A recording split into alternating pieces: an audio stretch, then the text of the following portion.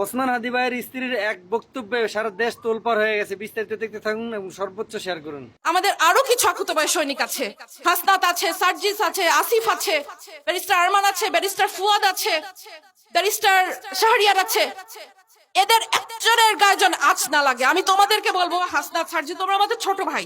তোমরা মনে করবা যে ড্যাম কেয়ার, নো, বাংলাদেশের জন্য তোমাদেরকে লাগবে, তোমরা ড্যাম কেয়ার হতে পারবা না। তোমরা নিজেদের সেফটির ব্যাপারটা চিন্তা করবা, কারণ বাংলাদেশকে তোমাদেরকে লাগবে। তোরা কি ভেবেছিস হাদি শেষ? নো, একটা হাদিকে গুলি করছস, 1,00,000 কোটি হাদি তৈরি হয়েছে। তোরা মনে করছিস ওসমান হাদি শেষ হয়ে গেছে? নো, ওসমান হাদি শেষ হয় নাই, ঘরে ঘরে লক্ষ কোটি হাদি তৈরি হয়েছে। গুলি লেগেছে হাদির আদর্শে, জুলাইয়ের মতাদর্শে। জুলাই শেষ হয় নাই। জুলাই সেদিন শেষ হবে যেদিন ভারতের আধিপত্যবাদ শেষ হবে আমাদের দেশের উপর থেকে, সেদিন জুলাই শেষ হবে। জুলাই শেষ হয়নি, জুলাই সেদিন পর্যন্ত শেষ হবে না। বাসায় বুড়া বাবা মা, অবুঝ সন্তান রেখে আসছি।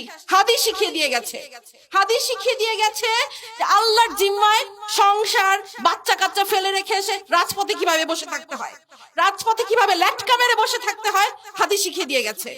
হাদি আমাদেরকে স্ট্র্যাটেজি শিখিয়ে দিয়ে গেছে যে তোমরা কিভাবে রাজপথ দখল করবা, কিভাবে রাজপথ না ছাড়তে হয়, হাদি আমাদেরকে শিখিয়ে দিয়ে গেছে।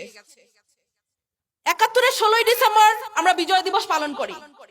আজকে মনে হচ্ছে আমাদের বিজয় আসে নাই।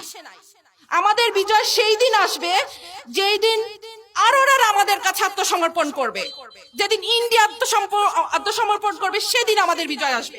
ততদিন পর্যন্ত আমাদের বিজয়ের জন্য আমরা লড়ে যেতে থাকবো, আমাদের জুলাই চলতে থাকবে।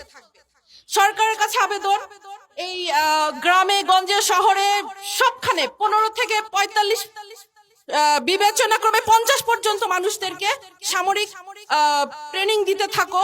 কারণ যেই 100 আততায়ী ঢুকেছে বর্ডার দিয়ে, এই 100 আততায়ীকে আমাদেরকে মোকাবেলা করতে হবে। সেই আততায়ীদেরকে মোকাবেলা করার জন্য যে শকুন থাবা উঁচিয়ে রেখেছে চারিদিক থেকে ইন্ডিয়া, সেই ইন্ডিয়াকে আমাদেরকে মোকাবেলা করার জন্য আমাদেরকে ঘরে ঘরে মা বোন ছেলে মেয়ে নির্বিশেষে ট্রেনিং দিতে হবে, কারণ আমাদেরকে এদেরকে মোকাবেলা করতে হবে। আমি ক্ষুদিরাম দেখি নাই।